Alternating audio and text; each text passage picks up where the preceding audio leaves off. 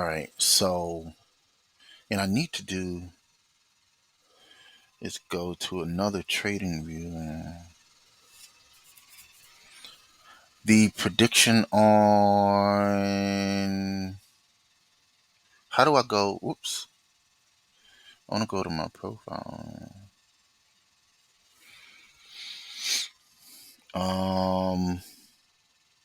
Where is it? Where is it? Where is it? Right here.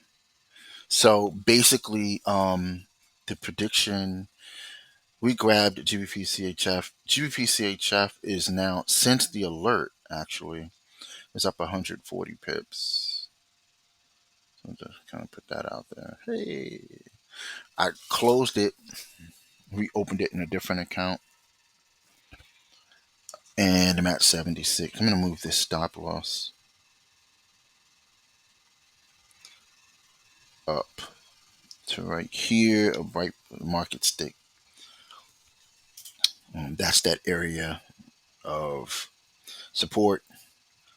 That stick was there back when the price was down here. I put the stick right there, and I pretty much, know the movements of GBPCHF enough to know where those levels are. So, I expected my target 1.16736.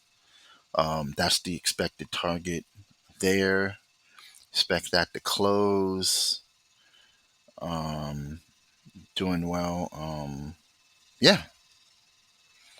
So, but GBPNZD, we're in that for the short. Looking for 253 pips, down to 2.06136. Several factors. Just looking at sentiment, looking at my market stick, and a couple of other indicators. I expect this to change direction, and it's going to be a while before it gets there. So no later than September 30th. But so we're looking for 253 pips out of that. It's going to be nice to watch that. Trying to think, is it anything else I wanted to? I think I'll pin.